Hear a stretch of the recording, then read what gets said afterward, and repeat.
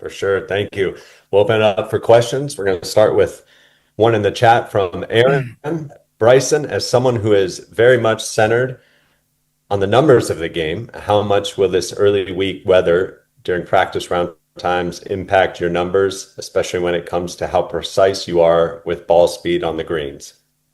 Yeah, I think for me, it's actually provided me a little bit of rest. I was hitting a lot of golf balls last week and had a bunch of work going on. So it's actually provided me a little bit of time off. I've been doing some extracurricular stuff early in this week, which has been fun and great to see the first tee of Charlotte. That was fun this morning, and got a little bit of practice in yesterday in Dallas. So a little bit of a different prep this week.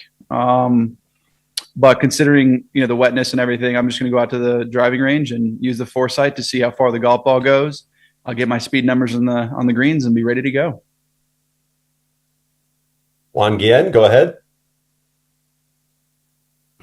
Bryson, how are you? So there's Good. This an excitement that you've been able to generate over the last majors and even during the season with YouTube, with your followers and all that.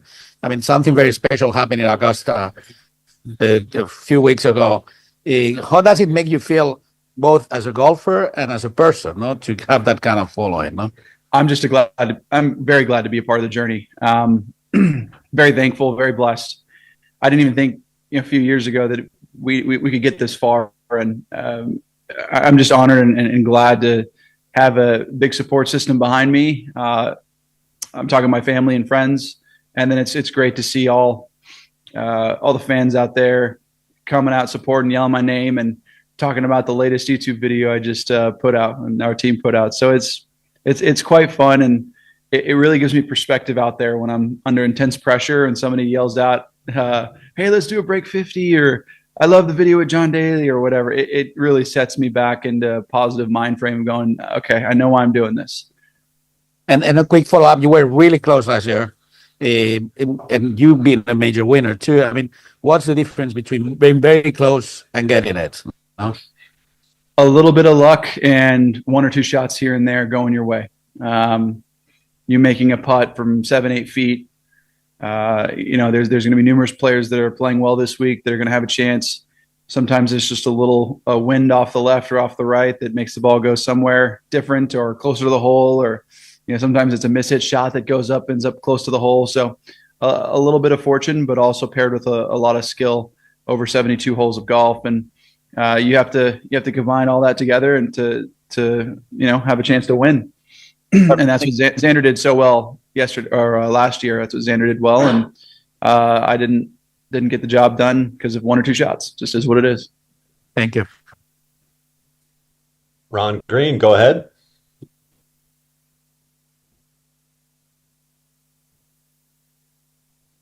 Are you there? Can you hear me? I got you. I know you had a big event this morning with the first tee kids, and sort of specified you wanted to have them there for this event. Can you speak to what your message was to them, why that's important, and how have you sort of seen your, I don't know, influence is the right word, grow since Pinehurst last year? Yeah, I think, my message this morning to the kids, it was a great breakfast. It was just getting 1% better each and every day. And be passionate about what you do. Make sure that you're incredibly passionate about whatever it is. It doesn't have to be golf. It doesn't have to be sports. It could be business. It could be art. It could be whatever, musical instrument. But be passionate about it. Take great care in it, and do your absolute best every single day. And learn every day. That's a big deal. So that was a big takeaway. Hopefully they got. And what was the second question again? Remind me. Just how have you seen the reaction change since Pinehurst last year?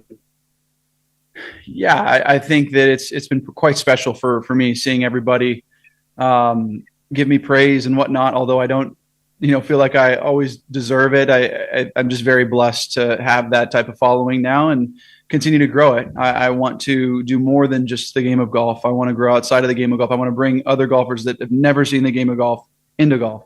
And YouTube's been a great platform to do that. I've been very blessed and fortunate to have partners at YouTube and Google now, and I'm super excited to see what the future holds, because there's a lot more room to grow. Thanks. Go back to the chat here for a couple from Bob Herrig. Bryson, what were your thoughts and how was being invited to the Ryder Cup event the other night? Yeah, it was awesome. It's an incredible honor. Unfortunately, we had massive storms that morning. It delayed me 3.5 hours, and I couldn't make it to the dinner. But I saw it on Zoom and also talked to the captain about it, and I was step in step with him, and we had a great conversation after. And look, I got to keep playing good golf, and I got to hopefully make it. Hopefully, I can make it on points alone. That's the goal. And from everything I heard, it was pretty inspirational, and I know the captain's going to be a great leader for the team. Whoever he chooses and whoever makes the team, he's going to do a great job at Bethpage. And from Steve Reed with the Associated Press, Bryson, you mentioned at Augusta National that you were not pleased with your iron play. What have you done to fix that? And do you think that part of your game will be ready this week? I hope so. I've been working on my irons a little bit. I haven't changed irons. I was hoping to have irons by this week, but it just didn't work out that way. And I played pretty well in Mexico. Played well at Augusta. Well, played okay at Augusta. Not my irons. Irons weren't that great, but played better in Mexico. My irons are really good in Korea, so I feel like it's moving in the right direction. Let's hopefully keep it more the same. If I can do that, I'll give myself a good chance this week. Dylan DeChambeau, go ahead. What's up, Bryson? What up? You always drive it well, but it seems like you've been driving it really, really well. I was wondering if there's anything you've unlocked, whether it's with gear or yeah. I mean, using Sportsbox AI a little bit. It's really been a bit of practice and getting more comfortable with myself, my golf swing. I have the same input, so I'm swinging it inside out like I normally do. You always see me practice like that. And there's a little bit of fine tuning that goes on with Dana and Sportsbox, just trying to get that face more consistently into the impact zone every time, and making sure I'm comfortable when I hit on the toe and the heel. What's it going to do off the toe? What's it going to do off the heel? Making sure when I accidentally hit the toe or accidentally hit the heel, it still goes in play, and I miss it in the right places. But for the most part, I just feel like I'm starting to swing a little bit more free. Hopefully nothing that takes that away this week, and I'm able to swing free out here, because this is definitely a bomber's paradise for sure. And after you're in contention, like you have been the last few weeks, obviously, the Masters too being a high profile example, do you go back and review those rounds and think about, how you react under certain pressure, certain shots, or do you kind of move on and look forward, new tournament, new golf course, new everything? Yeah, I reflect on it for a couple of days after, take away what I need to improve, whether it be my iron play or a little bit of this, a little bit of that. Why did I get so nervous over a tee shot? Why did I feel this way? I take those sorts of things and I translate it into the next week. And I did that pretty well in Mexico, albeit I still lost and hit one OB on 13 randomly and didn't know where that came from. And I felt that at Augusta, but it never happened. And then it happened in Mexico, happened a couple of times in Korea. So I've worked on that to kind of set that back to straight and square. And I take on that and I just kind of evolve it over time. I adapt and evolve and layer it on all those emotions that I have and all the misses that I have and all the things that I'm thinking about. I just kind of layer it on over the course of time. Okay, is this gone or is it still there? How do I fix it if it's not fixed? And then if it's fixed, let's move on to the next thing that I need to tackle. Thanks, Bryson. Mm-hmm. Garrett, go ahead. Is unmuted there. Can you hear me now, Bryson? I got you. Yeah. Thanks, man. Good to talk to you again. I was just going to say, you made a ton of fireworks in majors since Valhalla, right? Of course, you won the U.S. Open. You've been in the mix so much, Masters. I'm curious, what did you learn about yourself at Valhalla coming down that stretch, whether mentally or physically, and how does that help you this week?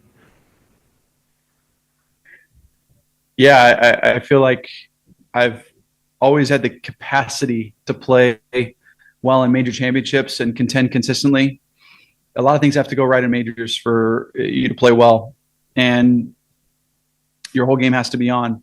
And so I felt like at Valhalla, especially after Augusta, that was the second time that I'd played well in a major.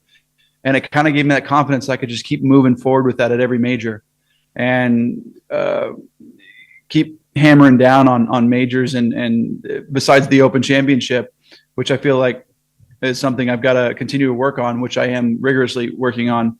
I feel like I'm moving in the right direction with giving myself a lot of multiple chances to win these major championships. So I felt like at Valhalla last year, it was more of an assurance of saying, hey, I can do this, and I can do this for a long time, God willing. So I'm going to continue to just try and play my best golf. Hopefully that expresses itself positively this week and in future weeks at different majors and even at live events. But my goal is to play the best every single week I possibly can. But Valhalla definitely gave me some confidence for the rest of the majors last year and then even this year. Hey, thanks, man. Thank you. Got time for a few more. We'll go to Shane Ryan next. Shane? Huge. Hey, Bryson. Hey. I'm sure a lot of guys would love to be able to drive the ball like you. And I have a hypothetical for you. Looking at other parts of your game, whether it's putting, whether it's approach or around the green, if you were forced to trade one of those for anyone currently playing, what part of the game would you trade and who would you inherit their skill?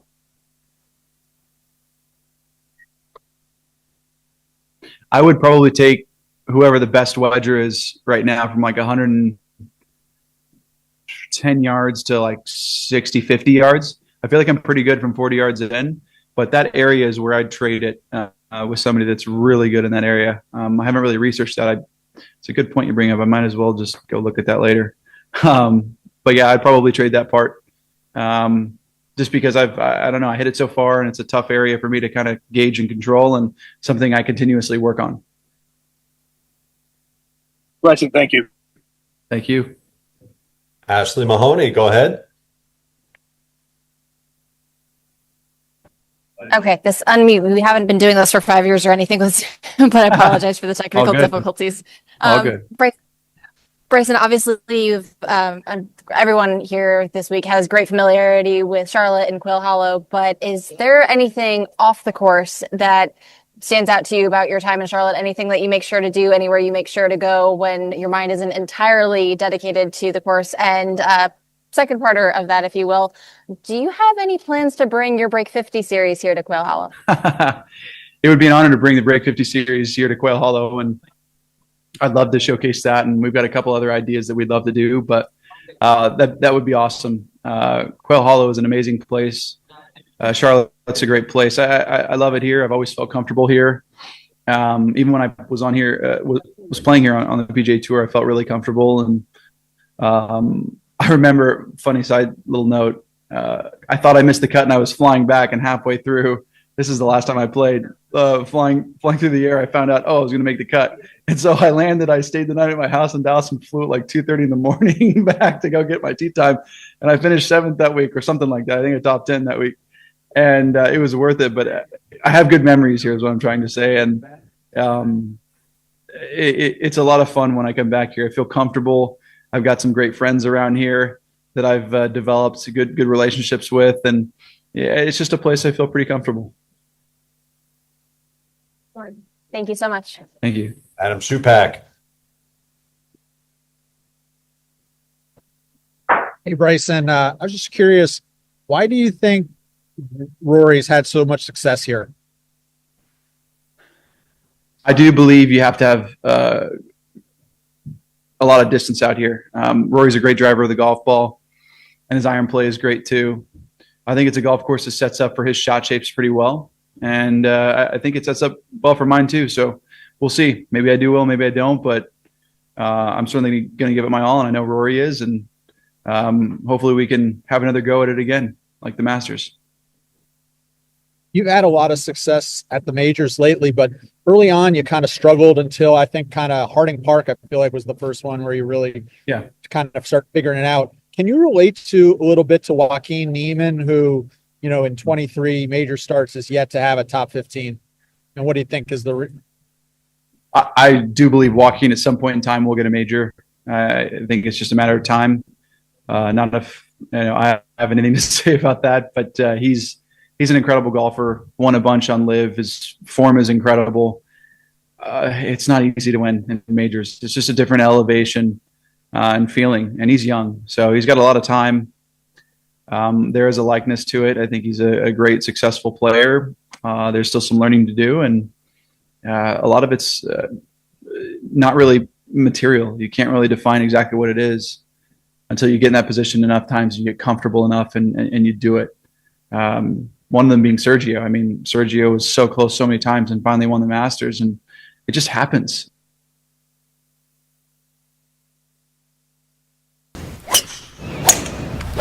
Forward! All right. Ball up!